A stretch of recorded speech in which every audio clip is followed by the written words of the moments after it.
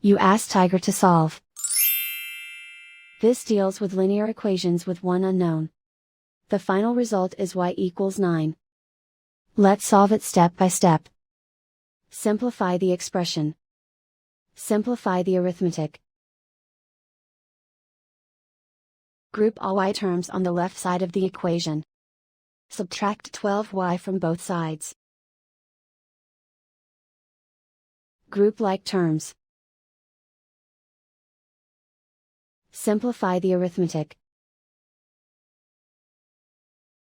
Group like terms. Simplify the arithmetic. Group all constants on the right side of the equation. Subtract 23 from both sides. Simplify the arithmetic.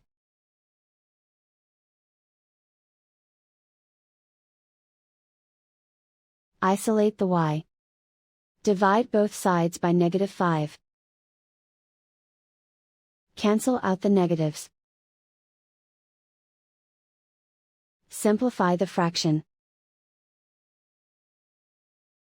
Cancel out the negatives. Find the greatest common factor of the numerator and denominator.